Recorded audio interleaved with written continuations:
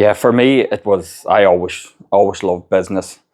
Always wanted to do it for my own. I'm not sure what that reason was, but I always felt like I had what it took. And at 20 years of age, I bought a 13-ton tract excavator. It was a JS 130. Bought it up in Tyrone, up at a guy called Seamus McLaughlin's. And that was exciting. Like, honestly, I was over the moon. Got it back home, give it a paint job, freshened it up, fully stickered it, Gallagher on the back, all of that, the stuff that I probably wouldn't do now. But it was cool at the time. It looked really nice, got some new lights on it.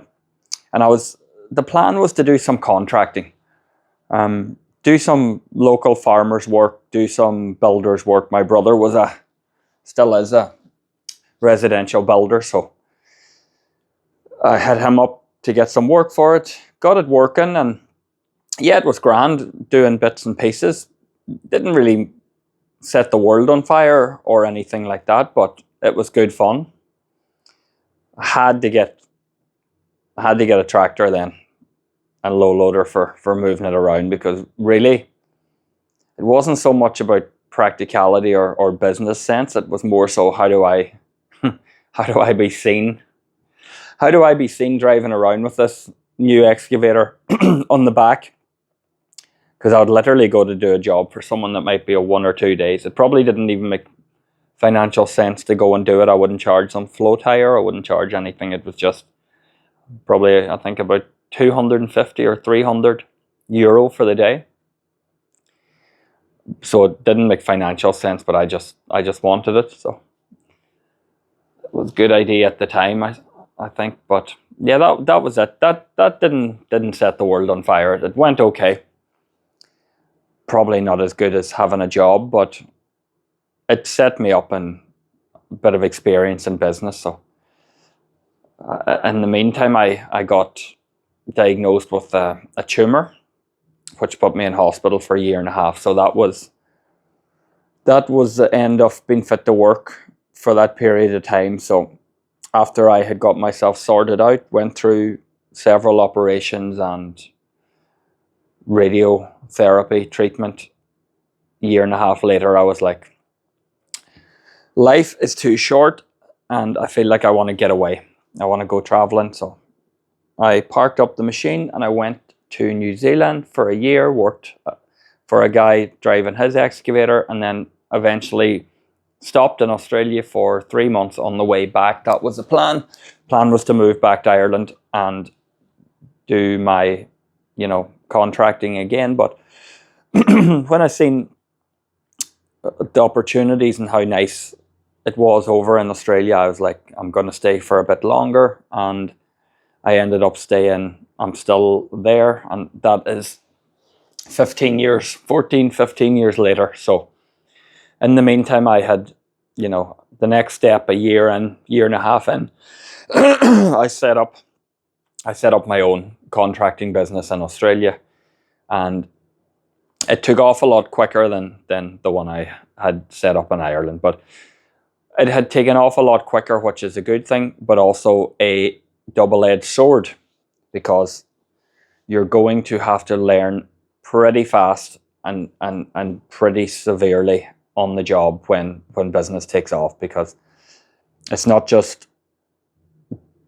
practical doing the work or driving machines or whatever. It's finances, it's engineering, it's managing people, it's cash flowing budgets, it's all of the above. So yeah, it was a baptism of fire. It was a good time, it was a bad time, but 7 years later it had grown so big that it was a very hard animal to manage, especially when you don't have a good support network around you. You don't have an experienced team. So we did have some issues, and we did come unstuck ultimately at the end, where we had to wind up the company, which was, as a business owner, someone that started something from scratch, who's put their blood, sweat and tears into something, it's the last thing you want to happen. Your whole identity is attached to it. When it fails, you feel like you failed, which is sort of true, but as we all know, you only fail if you don't try again or keep going. So I slogged it to the very end, and what I lost in finances, I gained in experience, and that was a couple of businesses ago. I've started and got up to multiple figures again, and I wouldn't have been fit to have the knowledge that I have now and to be fit to do it if I didn't have those lessons.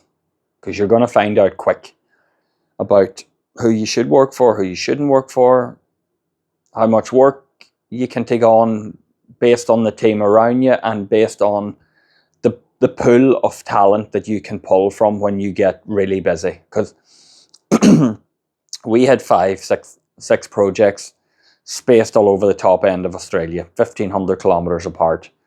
Some of them in really remote locations. So literally, how much talent is in them areas for you to pull a team together if you need an extra team because a job that you've quoted for has come in unexpected? And you need to know that, because literally there's no point taking on the job if you think that you can't easily fulfill them roles. You can fill them with idiots. That's easy. That's no worries. That's a fast track way to go broke. The job's fucked. There's no money made. It's poor quality.